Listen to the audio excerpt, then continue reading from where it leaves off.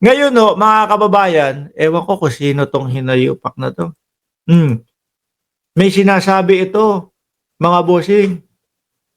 Alam ko isang beses, inaresto ito, 'di ba? Higupin niyo din yung mga kape niyo diyan. Sabayan niyo ako habang nagtsa-tsaa ako. Oh, sabi nito, mga kababayan, political commentator daw po, sabi ng SMNI, sila-sila nag-uutuan. Ito, political analyst, ito ay magaling ito. No?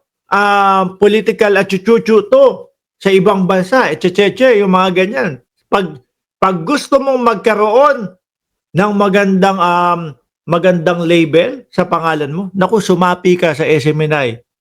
Pati nga sila pati nga yung sila Roque natatawag na international lawyer, etc. Sumali ka diyan sa SMNI, gaganda yung mo, kung ano yung tawag sa iyo. Ito daw ho, June Abines, political commentator daw ho. Mga kababayan, the Duterte brand is the strongest political brand in the Philippines. Kung may presidential election ngayon, pag ginamit ang Duterte, talagang mananalo. Sure ka ba dyan? Lahat na ba yan? Totoo na ba yan? No? Merong isang gumamit, Duterte. Ito, lagi kong pinapaliwanag dito. Duterte iyot. Di po ba? Merong isang gumamit, Duterte iyot. Ngayon, wala, hindi prinoklama. Dahil nga merong mga meron silang mga pinapalitan pang mga apelido sa kanilang mga apelido eh. Okay na sana eh. Alam mo kung bakit nanalo 'yon? Kasi nga ginamit yung Duterte na apelido, no? Sa party list, 1,000,000, 3 upuan ang makukuha mo. Ilan ba ang Duterte? Ilan ba ang sumusuporta sa Duterte? 20 milyones lang. Ano po? So, ibig sabihin, mga kababayan, ilang porsyento lang yun? Ang 1,000,000. 5% lang. Yakang-yaka nung mga DDS yun. Kaya lang, tingnan nyo yung iba, wala na. Pero ngayon, dito tayo. Si Sara sumugod sa Maynila. Duterte yan. Di ba? Ang vice-presidente sumugod doon sa Maynila. Ang sinabi, una, ang binisita yung kay Benny Abante. Ako, maniniwala ako kung malakas pa ang Duterte, kung tinambakan si Benny Abante, na ngayon po balik Congress ulit, mga kababayan. Hindi naman ang lamang ho nung kalaban, 1,400 lang ho, mga bossing. Kapag gaganyan ho na malalaking mga syudad, dapat pag sinabi mo landslide o tambak na tambak ka, lalamang ka ng 30 hanggang 40 mil. Di ho ba? Wala, 1,400 lang. Dikit na dikit ho. Ibig sabihin, yung pagbisita ni Inday Sara Duterte sa Maynila, hindi din nakatulong. Eto pa. No, sinunod. Si Joel Chua, pinuntahan din. Ano nangyari? Talo yung kalaban ni Joel Chua. 'Di ba? Akala ni Inday Sara Duterte, kasi Duterte ako, pumunta na ako dito. Yari na, itong si Joel Chua. Hindi naman nanalo ito sa kanyang lugar. Ano nangyari ho?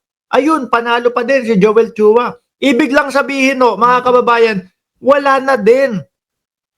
No? Paano mo masasabi na napakalakas ng Duterte para maging brand sa politika kung ito, yung mga pinupuntahan ng vice-presidente, mga natatalo.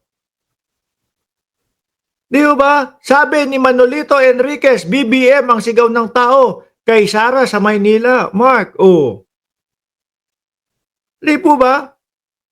Saan? Baka dyan sa Davao. Sa Davao siguro. Nanalo. Pero sa iba, ayaw na. Ayaw na. Mga bossing. No? Biruin mo ba naman, ikaw ang puro sabihin nila kumbaga, panay adik si Marcos, paulit-ulit lang na ganun. Adik si Marcos, Herpulikiltis. Sabi ni Pulong dapat ito si Marcos Herpulikiltis. Paulit-ulit lang na ganun. Mauubusan at tatama rin yung taong bayan diyan sa estilo ho nila. 'Di po ba? Oh, doon sa Mindanao, yung ibang mga mayor ayaw magpa-endorso sa mga Duterte. Natatakot silang matalo. Oh, 'di ho ba? Tingnan mo nga, ilan yung kandidato nyo sa pagkasenador? Yung ano pangalan nila? Ano ba pangalan? Duterte. Oh, 10 yun. 7 talo lahat. 3 is panalo. Yung mga sikat lang nilang mga senador ho. Ang problema pa nito, maa-ICC pa. 'Di ba? 3 panalo. Malakas ba 'yon? Kung malakas ang mga Duterte, lahat 'yan, panalo 'yan. No, o sabihin na natin 8 panalo sa kanila, 7 panalo sa kanila. Hindi ho, baliktad eh. No? 7 talo, 3 panalo. O nasaan ang lakas nun? Anong pinagmamalaki nun dun? Kung may presidential election ngayon, pag ginamit na ang Duterte, talagang mananalo. Naku po. Kung ngayon pa, ha? Talagang kung ngayon pa, mananalo si Sara, ha?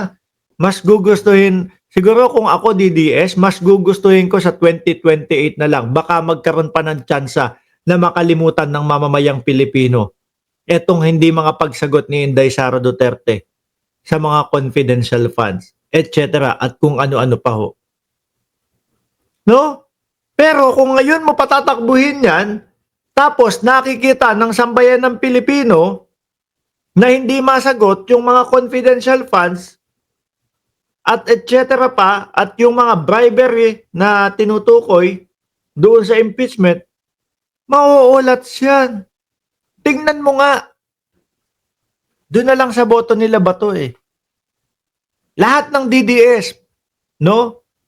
Lahat ng DDS, imposibleng hindi iboto si Bungo at si Bato de la Rosa. Naniniwala ho ako dyan mga kababayan. Lahat sila, for sure, iboboto si Bato at si Bungo. Bakit to? Eh yun ang pangako nila eh. No?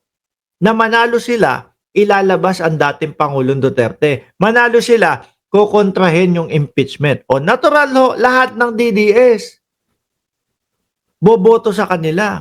Pero bakit ganun lang ang boto? 20 milyones lang ho. Kasi yun na lang talaga. Madami po ang bumaklas ng suporta sa kanila. Isa na po ako doon. Yung sinisigaw nila na 32 million, ilan ho mga kababayan? Ilan ho doon mga bossing ang nagsialisan ho ng suporta?